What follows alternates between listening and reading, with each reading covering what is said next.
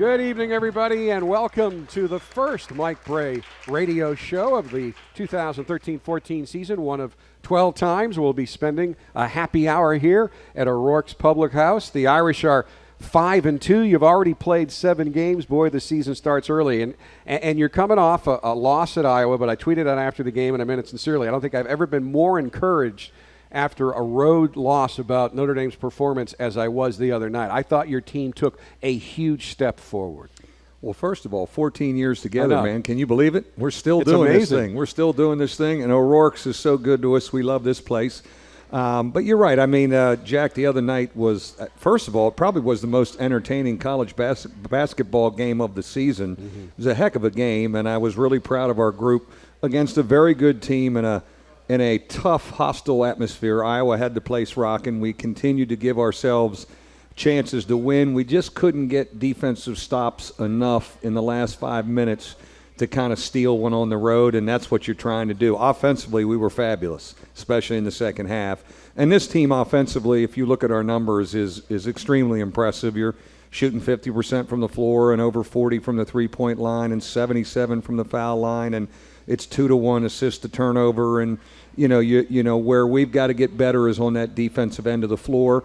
And we're getting still, I think, a feel of playing with that smaller group. You know, we put Demetrius Jackson in the starting lineup with the Army game, and we feel very good about that. And by the way, I thought his first start and then his first road game in that atmosphere for a freshman, he was really poised. He played like our old guys. I was very, very impressed. Heck, we had him guarding Marble, who's one of the better players in the Big Ten. So I felt a little guilty as we're going to the arena. I'm thinking, like, we're going to start this guy, and you got Marble, by the way, in your first road, your first big road game. To me, he's probably thinking, Coach, he threw me right to the wolves, but he's delivered.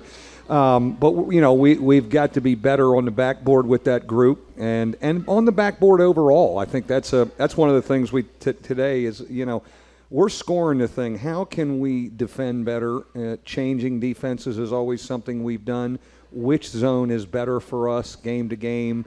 So, you know, things that you're trying to figure out and develop, and we still certainly are a work in progress. We still certainly are a team that I think can get better. But we've got one heck of a stretch coming up right here with 4 games in 7 days. And, you know, I think a lot of people will go in this town, you know, again, around. Even this morning I was grabbing breakfast somewhere. They said, well, you got Indiana next week. So, whoa. You know, the 3 teams we play here as part of this Gotham Classic, Delaware, Bryant, and North Dakota, all are really good teams. I've all had big wins over BCS conference teams. So, you know, and first of all, focused on Delaware. It's a perimeter group that won at Virginia last year. So they certainly have. They score the ball. They can score the points ball. A game. I told our guys. I told them in the locker room after the Iowa game. I said, I'll just say this: they're a lot like Indiana State. Do I need to say anything more? They're a veteran. They can score. They can spread you out. We got a heck of a challenge Saturday afternoon. Getting back to Iowa real quick. I know one of the things that we have both discussed a lot is that ACC is going to be very different from the Big East in many ways. One of them being the venues you play in on the road. And you're certainly much more familiar with the ACC than I am. I've done games at Cameron when you were an assistant coach there, actually. I've done games at North Carolina. I don't think you're going to run into an atmosphere that is any more difficult than the 15,400 screaming fans who are up right from the beginning of the game at Iowa. And I just really love the way your team responded and didn't get intimidated. Even when you fell down by 11 late in the first half, you came out in the second half and it took you 3 minutes to come back and take a 4-point lead. I agree. You know, that is a great home atmosphere, and it should get us ready for the ACC. One of the things that I've told our team and our fans a lot heading into the ACC, it's going to be harder to win on the road in the ACC than it was in the Big East because everything is like Iowa's facility. It's on campus. You're not playing Villanova downtown where the 76ers play or Georgetown in the Verizon Center where the Capitals play and the Wizards play, or All-State Arena where we buy all the tickets the last couple years, or The Rock in Newark, New Jersey, where Seton Hall plays, and RP. You are on-campus facilities. We get less tickets. We used to get 140 tickets. The Big East would give us 140. We get 80 70 or 80 now with the ACC. So this is a whole different world for us. That the other night was a great preview of road games. So turning it back, I said that's why it's even more important for us to hold serve at home. We've been really good at home. We must continue that because getting them on the road in our league, this new league, is going to be more difficult. You're right. Iowa had the blackout going. We did that last year to Kentucky. It was unusual to see us wearing our white jerseys on the road.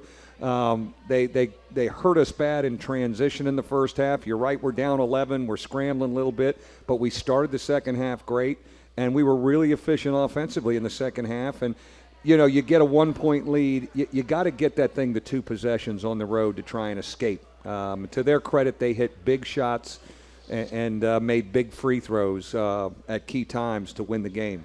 Jaron's obviously, he may be getting more credit outside the Notre Dame bubble than he does inside, as he was elected to be on the All-ACC preseason first team.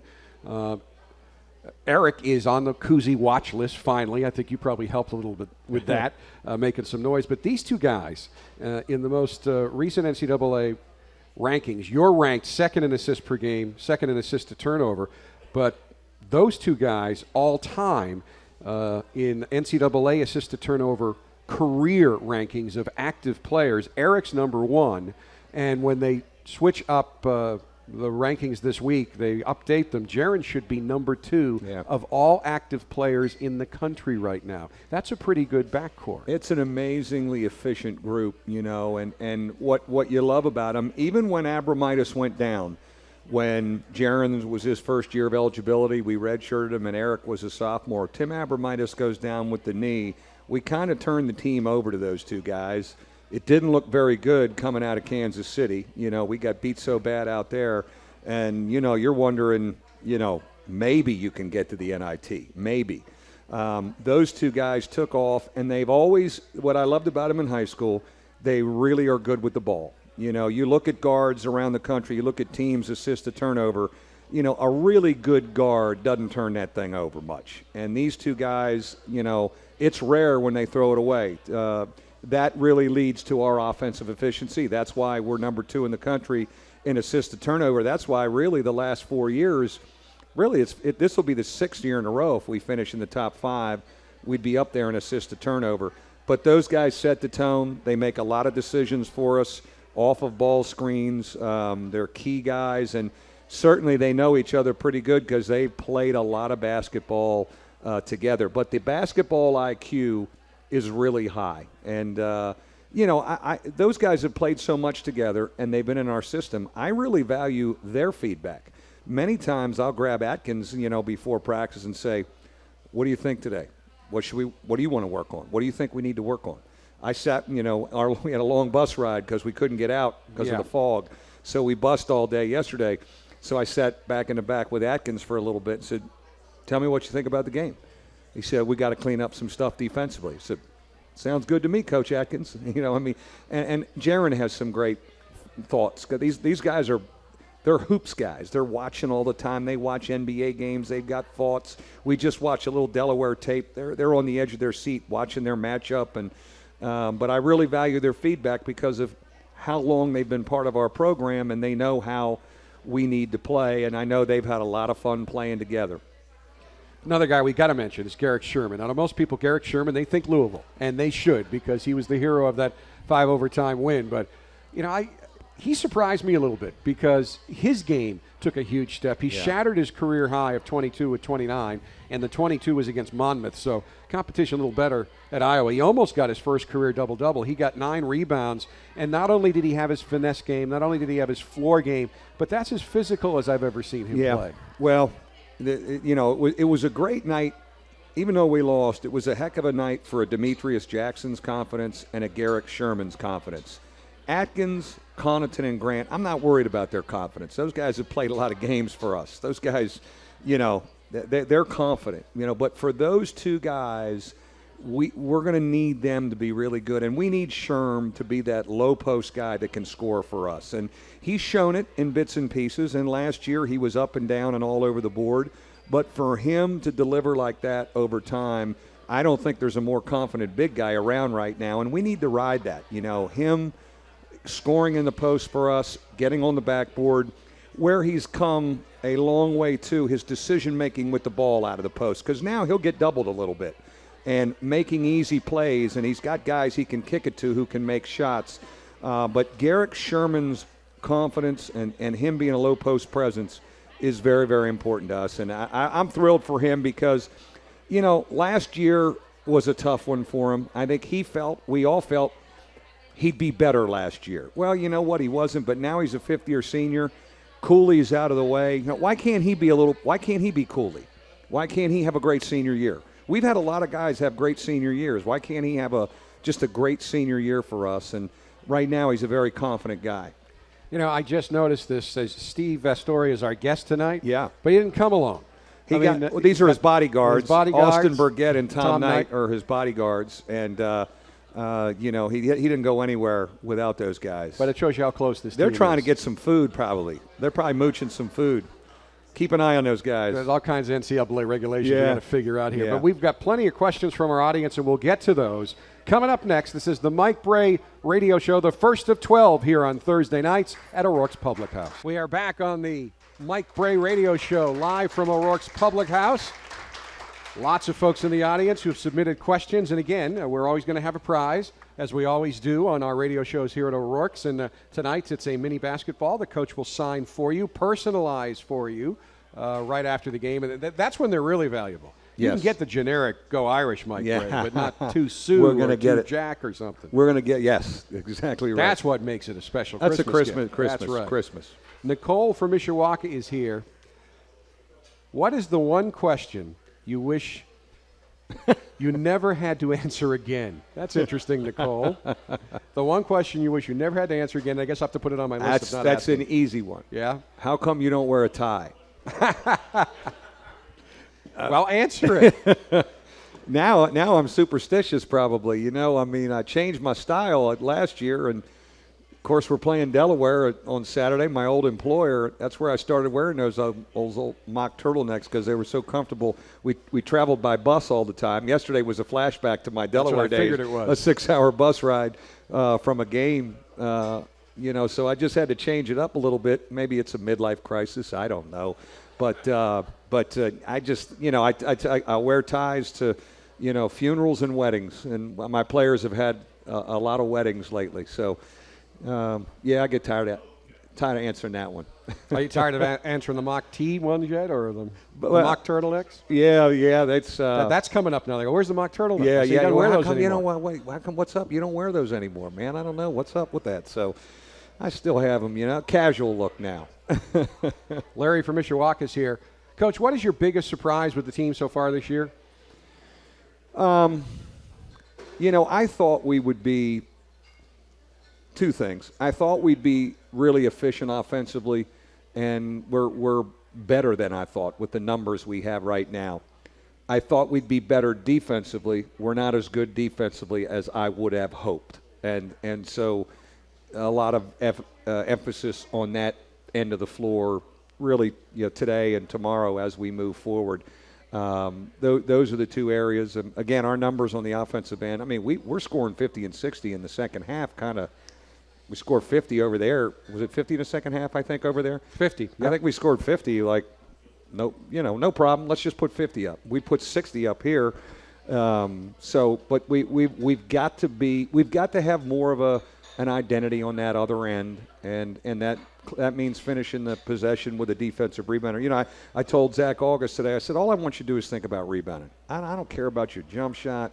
I don't care about your jump hook. Just rebound on both ends. And really, if any of those big guys, because it's been a little bit of a revolving door, Tom Knight, Austin Burgett, any of those guys step up and say, I will be your designated rebounder, they're going to play.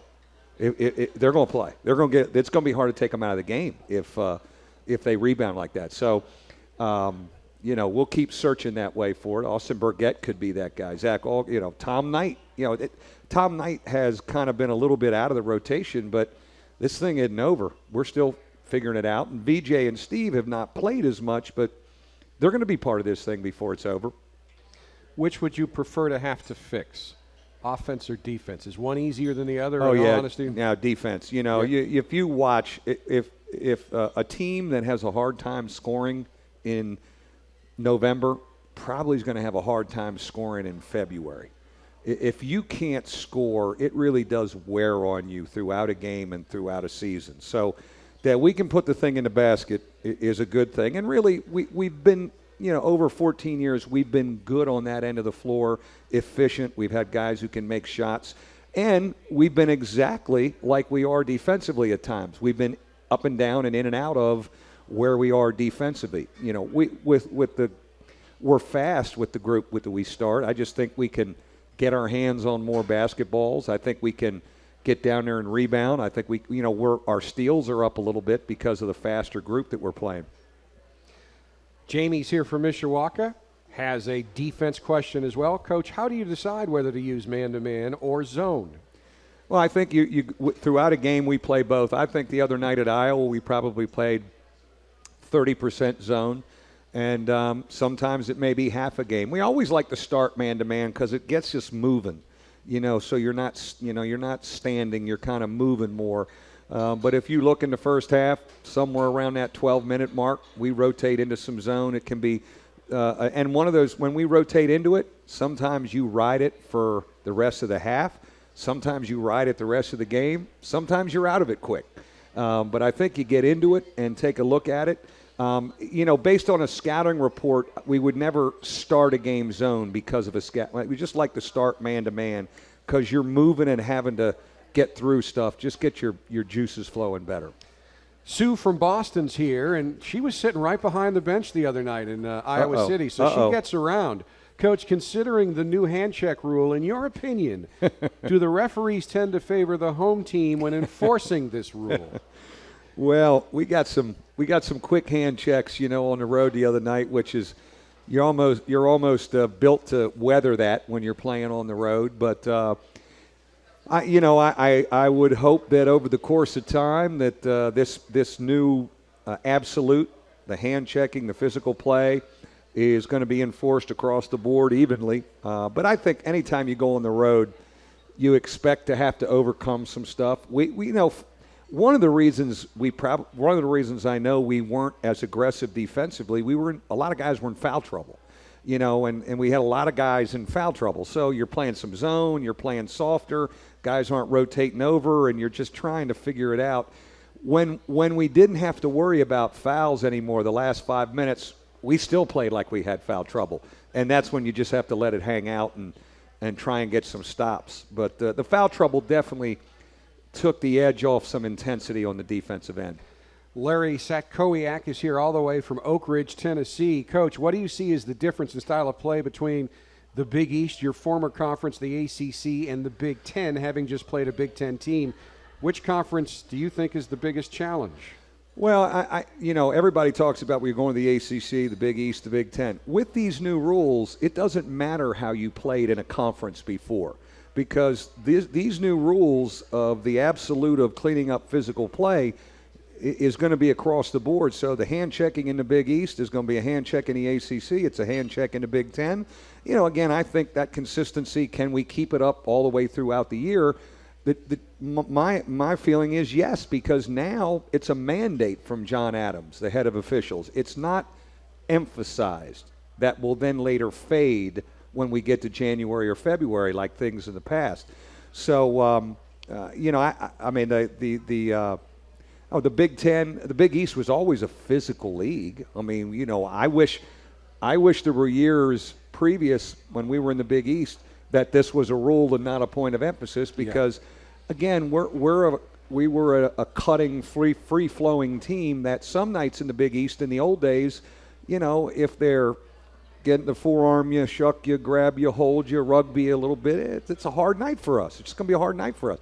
There's many nights, I would say if the points of emphasis are there, we're going to be all right tonight. And there were nights like they're holding and grabbing tonight. Could be a long night. So, I just think every league is a little style of play in a league is diminished because these new rules kind of say we're all going to be kind of uniform here and do this thing. Gary Rivers is here from Mishawaka. He also has an ACC kind of question. Coach, do you know a good barbecue place in the Tobacco Road area? Yes, I do. There's a great one in Durham, North Carolina called Bullock's Barbecue. I don't remember all the other ones when we're at Wake, but I bet you we can find them when we're down there. And it'll be neat going on Tobacco Road. I mean, there's memories. I certainly have many memories there playing in those arenas. It's been a while. Some of them have new arenas. But I think that's going to be very exciting and intriguing for our team and for our fan base. I tell you, our fan base down in the Southeast, I have gotten so many emails from people down there in Atlanta, Greensboro, Raleigh, Durham, Charlotte, Richmond, D.C. Oh, we had Georgetown connection, but now we have Maryland at least this year. The Floridas, Miami and Florida State. Those people are excited about seeing us come down through there, and again, our permanent repeat opponents are Georgia Tech and Boston College. I love the fact for our fan base and for recruiting, we're in those cities every year. Being in Atlanta and Boston, those are good cities for us. Boston's a great city for us. We have Sue's son. We've got Zach August. and we got another guy coming, Bonzi Colson. So, right now Boston's been pretty good to us as far as recruiting. Yeah, we're talking about Sue's son, Connaughton, is what we're talking about there. And they're great, and it's great places. You're in the Northeast, you're in the Southeast. You can get potential recruits to get to those games easily, which is going to be a big help. Yep. Well, let's get really the only recruit you have in this year's class, not from the state of Indiana, Steve Vasturia. Yes. From the great state of New Jersey is our guest. We'll get him up here right after this timeout on the Mike Brey Radio Show, live from O'Rourke's Public House. Welcome back to the Mike Brey Radio Show, live from O'Rourke's Public House. Please welcome our special guest, freshman Steve Vasturia out of Medford, New Jersey. But he played his high school basketball at St. Joseph's Prep under a Philadelphia basketball legend, William Speedy Morris, who had a great run early in my career at LaSalle, at LaSalle University, and one of the few guys who was in the Final Four and going up against the likes of Knight and Krzyzewski, and who went back to high school where I know he's fired up. I'll ask you about that in a second, but I want to get your comments on this guy and the great potential he has to really be a key player on this program. He has an amazingly bright future with us, and it's going to be sooner than later. What you have with him, he's a big guard. He's every bit of 6'6". He's gained, what have you gained, 15, Steve, since you got here? He's about 205 pounds now. What is so telling about him is feel for the game. A guy that really understands how to play, moves without the ball, plays like an older guy. He plays like he's a junior in college with moving without the ball, when to screen, defensively, the principles of a team defense, way ahead of most freshmen. And that goes back to Speedy Morris at St. Joe Prep, just a heck of a high school coach. He also comes from Tony Sagona's AAU program, the Jersey Shore Warriors, that gave us Matt Carroll and Troy Murphy and Kyle McElharney. There's been a few from there. But a big guard, feel for the comparison I make is a bigger Chris Quinn. And we know the kind of career Chris Quinn had here. The great thing about Steve and VJ, those guys get to play against Grant and Connaughton every day. And believe me, there's days when Steve Vastoria can't be guarded, and he can guard those guys really easy. So the competition on our perimeter in practice is really making everybody better. But for young guys to play against those guys, it's great. The other thing about him, just talking to him off the air, I said, he's got study hall next. I said, what do you think? Got 3.0 this semester? He said, that's what I'm shooting for. I mean, I don't worry about him academically. I'm not chasing him down to see if he's going to class. He handles his business more like a junior or senior. He doesn't need anybody to hold his hand. That maturity is something I know I really respect, and really our whole freshman class as a whole, I'm very impressed with that as a whole. But this guy's very bright future for us. Feel for the game, kind of guard that in our system has a lot of fun, a guy that knows how to play. And, so you stay tuned, sooner than later, believe me.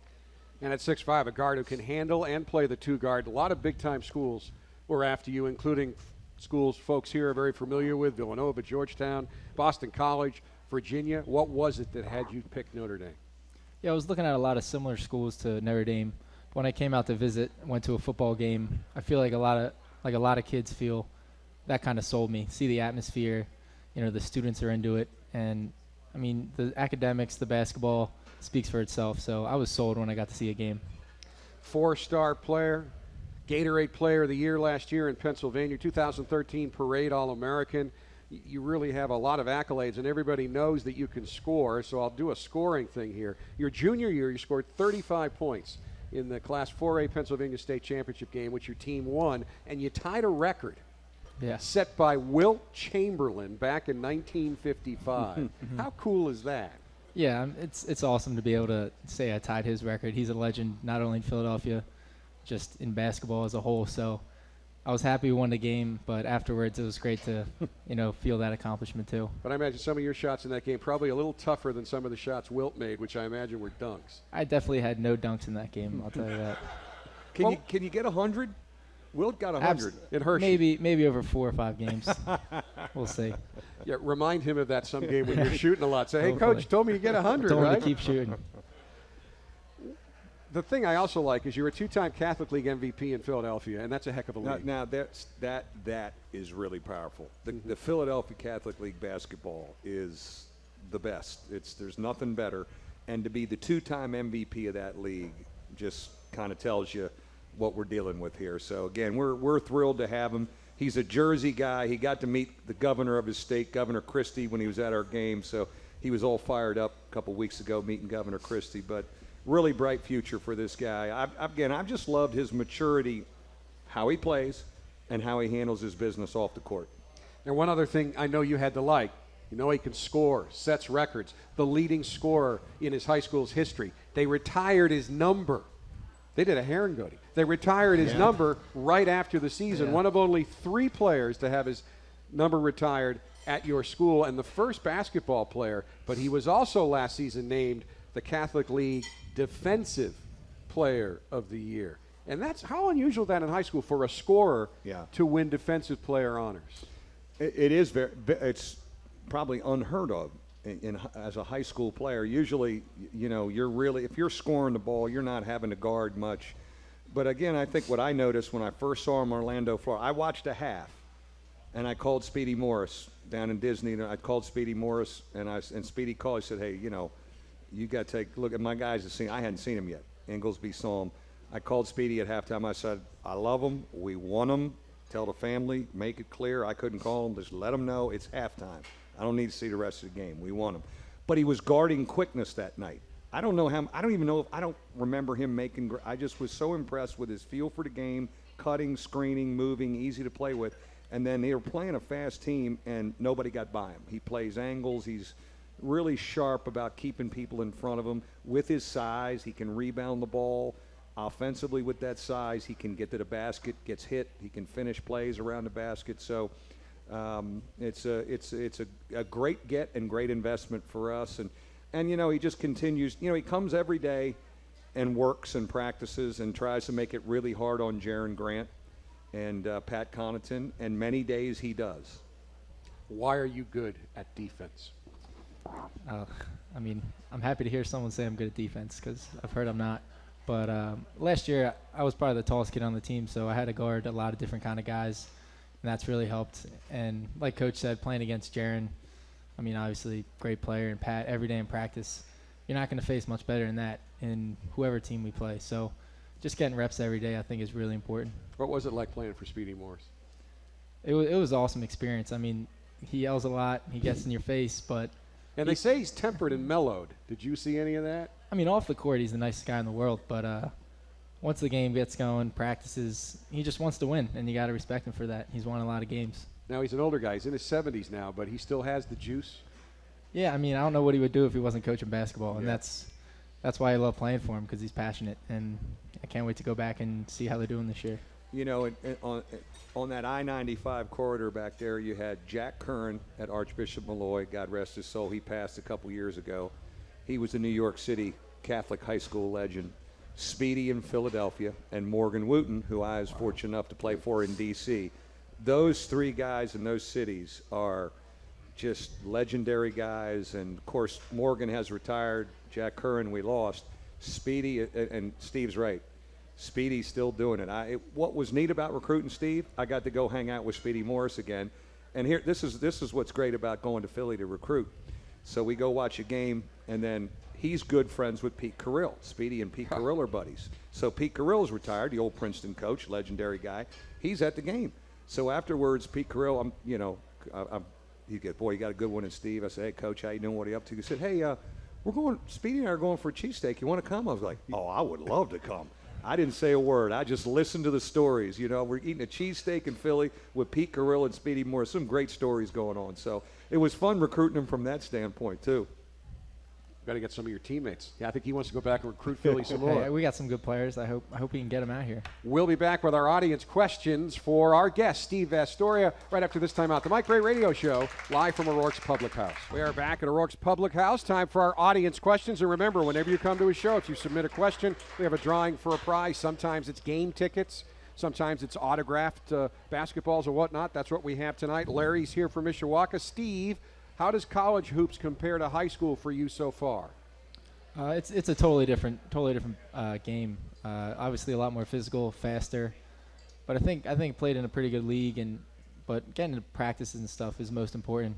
Getting reps in, and it's a big adjustment, but I think I'm doing a good job adjusting to it.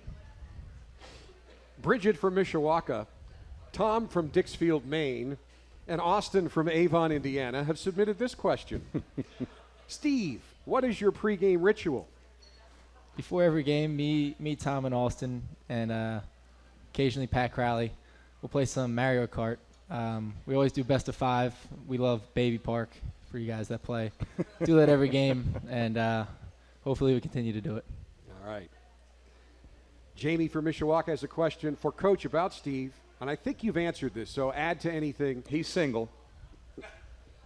I don't know if it's a male or a female, Jamie. That's true. I'm not sure. Oh, okay. What do you see as Steve's greatest strengths? Now, you've touched on them already, so is there anything you can add to what you already said? I wanted to get this question out. Again, I just go back to there's even tonight, it's like he's been doing this his whole, he's calm, he's poised. That's how he plays. That's kind of who he is day to day, and that's why he's going to be a heck of a college basketball player. There's a calm poise about him. He knows who he is as a player. He doesn't try and do things he can't do.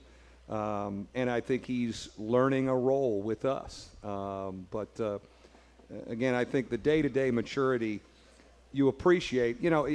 When you have a guy who handles his business off the court as mature as him, it's great that you can just coach basketball with him and not have to get on him about, did you turn that paper in, or why did you miss English class? Like, he handles all that. So we can coach him in basketball.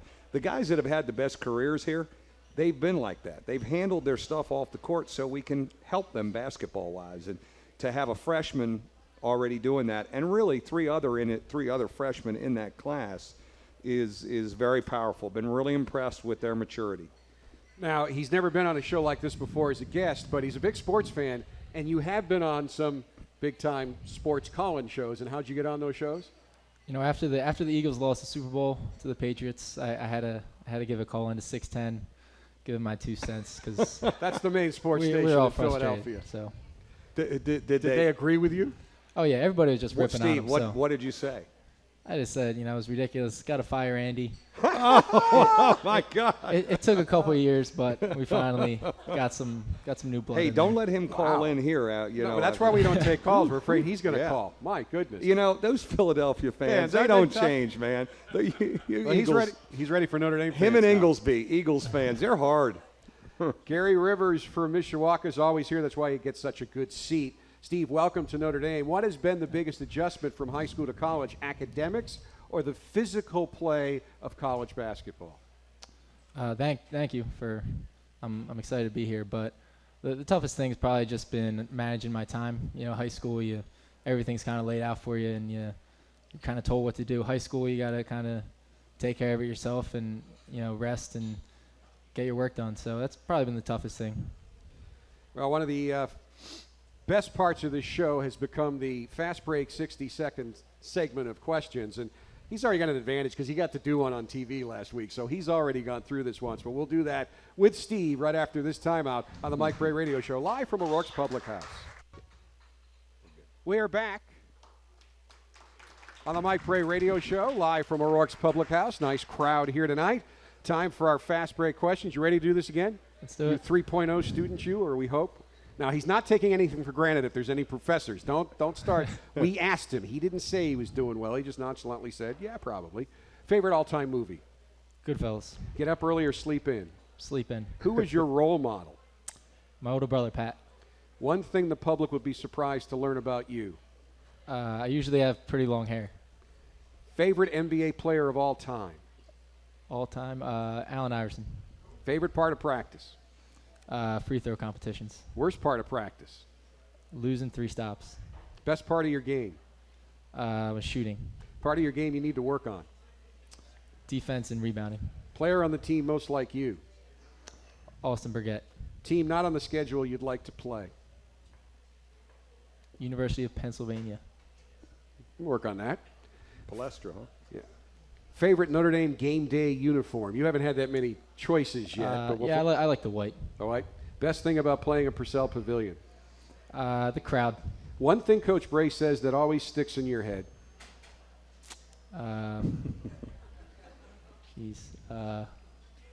Just get back on defense, I guess. He hasn't been here long enough yet. Lately, it's been get back on defense. Assistant coach who's most like Coach Brey? Coach Inglesby, probably. Player on the team most likely to be on the cell phone the longest? Cam. Toughest class you've taken so far at Notre Dame? Business statistics. Best nickname on the team and who has it? Best nickname? Probably just Berg, Austin Burgett. You really don't have a great deal of experience to answer this question, but I'll ask it anyway from, I guess, this last weekend. Best player to room with on the road? Eric Atenda, great roommate. Toughest Notre Dame player to guard? Jaron Grant. Best shooter on the team? Pat Connaughton. Best defender on the team? Pat Connaughton. Best leaper on the team? Austin Burgett. Best dunker on the team? Austin Torres. Worst dunker on the team? Me. See, this is a humble guy. Threw Atkins a bone, huh? Oh, man. Best dresser on the team? Best dresser. Garrick Sherman. Ooh. Worst dresser on the team? Worst dresser. Cam. Best singer on the team? Best singer. Pat Crowley. Worst singer on the team? Katenda. Best comedian on the team? Tom Knight. Free throw contest. Who wins, you or Coach Brey? It's a close one. I think I'll take it. I think I'll win that one. All right. We have never gotten through all the questions before on the radio show. Outstanding job, Steve. Thank you. Thank you. We'll be back to wrap up this first edition of the Mike Brey Radio Show, which has just flown by right after this timeout. Welcome back to the Mike Brey Radio Show. Coach Brey, Steve Vasturia, with us. And for people who are saying that's not how his name is spelled, I did check with you. That's correct. And that is how you pronounce his last name, yep. Vastoria. I often have fans ask me that. One fan argued about how to say Rocket Ishmael's name with me many years ago. When I told him that's how Rocket wants it said, the fan said, well, he's wrong. No, you have the right to have your name, and I think that's kind of the way it's spelled. Oh, that's perfect, yeah. And I'm waiting. I mean, that's a nice name for a 3. Vastoria for 3. He's all, I mean, in practice, he's been lighting it up. And that is, I mean, and the thing, he doesn't have to be set. He's one of the few guys I've seen that can be moving left to right, forward to back, and knock down threes. Now, you made your first against Cornell. I know that had to feel pretty good. But has it just been adrenaline? What's been the difference so far that you haven't made everything in games like you have a tendency to do in practice? Yeah, maybe just getting adjusted. I mean, playing different guys, and you know, I feel like I'm going to make most of them. So you know, one went down, so hopefully the next one will too. Are you surprised how well, speaking of three-point shooting, Demetrius Jackson's been shooting the 3? Not really, because you know it's the one thing he really improved on from a 9th and 10th grader. Just watching him around here, his stroke is good, and now I think he's really getting him in rhythm. And when you play with Atkins and Grant and Connaughton, if you look at their assist to turnover, we didn't add Connaughton's. All 3 of those guys really find open people, and you know Demetrius happens to be that guy a lot of times. He's getting really clean looks. I mean, that's a great weapon that he's knocking that down, so people have to close out to him hard. We also know he can shot fake and probably get to the basket with one hard dribble and make some plays too. But I just want him to stay confident. I mean, I think again, the other night was a good night for him in that atmosphere to, you know, play like a more of a veteran guy. Is this a little weird for you to be taking on the team that you cut your head coaching chops with back in the old America It is a little East? bit. It is, and there's a lot of people coming from the state of Delaware out here to watch the game. And, God, it's been 14 years, but I follow them closely. Certainly I spend time back there. Right. I have a place in Rehoboth Beach, Delaware, so I see a lot of these people in the summer. But they've got a good team. That's my biggest concern. Can we got to guard good perimeter guys. They got a good big guy too. They can really score the ball. But it'll be a little unusual seeing the Blue Hens and the UD stuff, on the other bench. Had great memories there. It was a great 5 years and had a lot of support, and we had a good run, good enough run that I could come out here and get this job. So I'll always be very thankful to the University of Delaware. They let me learn how to be a coach there. Mm-hmm. The great thing about, I made a lot of mistakes, but I did it in front of 1,000 people and not on national TV. Believe me, I still make mistakes now on national TV. But when you're cutting your teeth as a young coach, it was a great place to learn how to coach, and always had a lot of support. So it is a big game, the opening game of the Gotham Classic. 3 games here next week.